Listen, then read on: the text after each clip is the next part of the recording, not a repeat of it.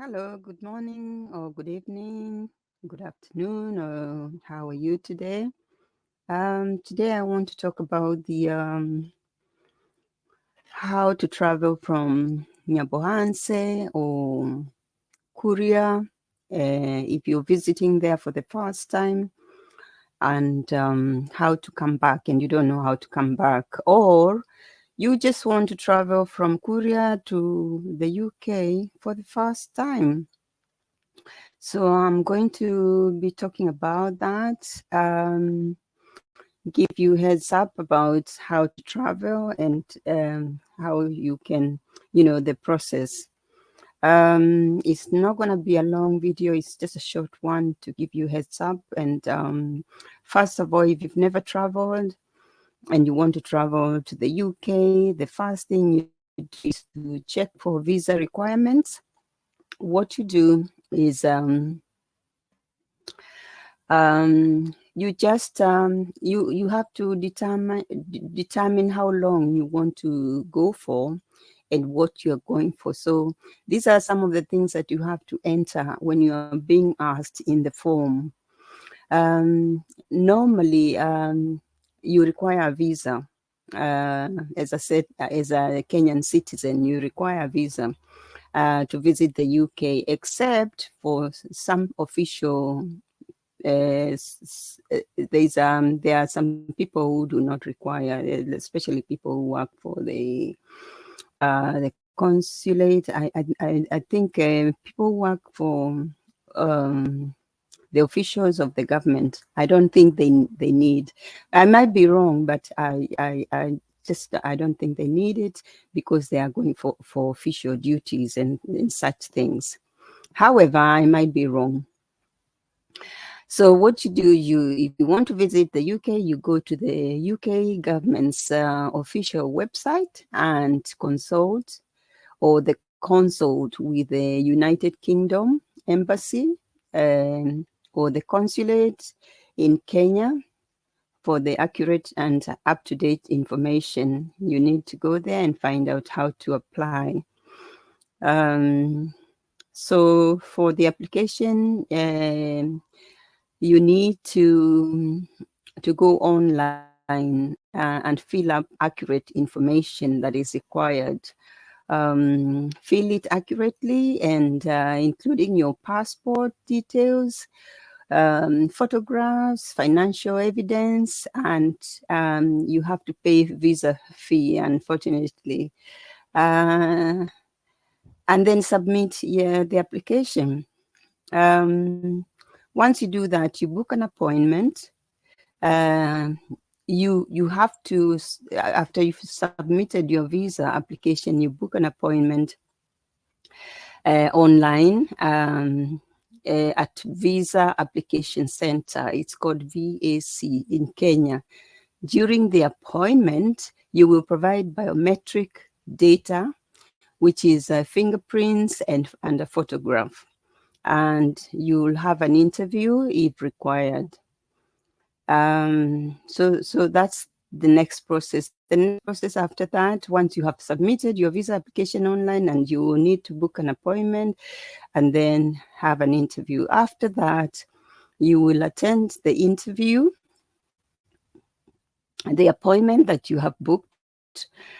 On the day of your appointment, you bring all the necessary documents, including your passport, and then appointment confirmation application form, and also supporting documents. So the staff there will ask you in capturing your biometric, will assist you in capturing your biometric data and verify the application package.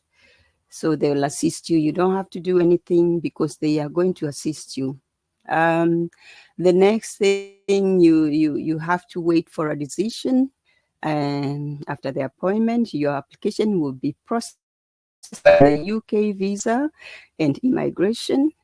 And the processing time may vary. And so it's important to apply well in advance of your planned travel Like if you're traveling, just make sure that you apply in advance, and then track the process of your application online. You have to track it, find out when, how far it's reached, how far, and how long do you have to wait.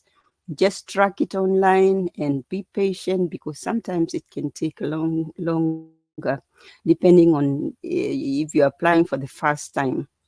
Sometimes it takes shorter if you've been traveling around the world. And then, so it's important to apply well in advance, yeah? Collect your passport. Once a decision has been made on your visa application, you will be notified. If your visa is approved, you will be required to collect your passport from the VAC.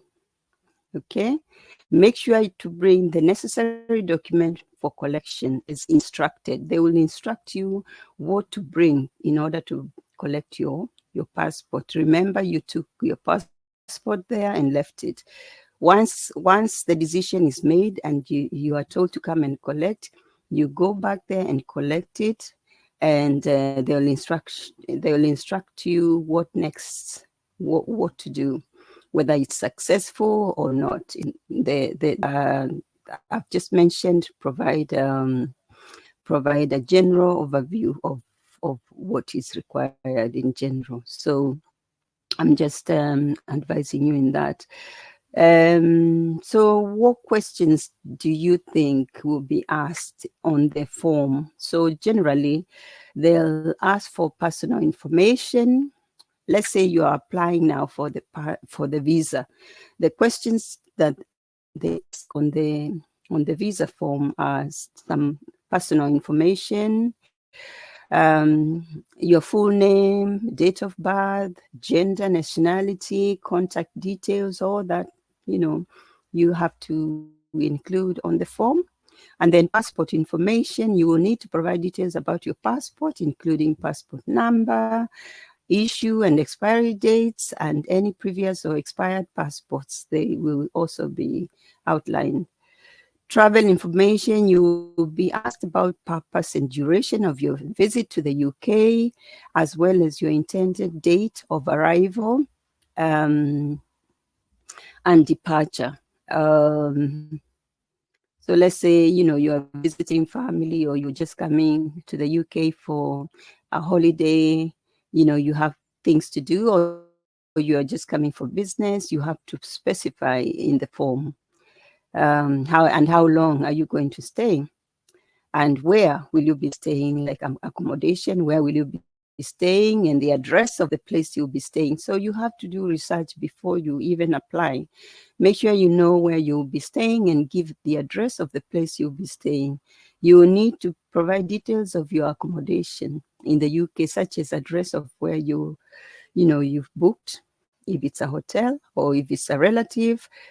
Give the address of the relative and the name and where they live. You have to also to give, unfortunately, employment and education. This section will require information about your current employment and education, including your job title, employer, educational institution details, and salary or how much you get paid every month. Financial information is like you will be asked to provide information about your financial situation, such as incomes, have you got any savings, and any financial support you may have for your trip. So all these details, even how much you have in the bank, you have to provide a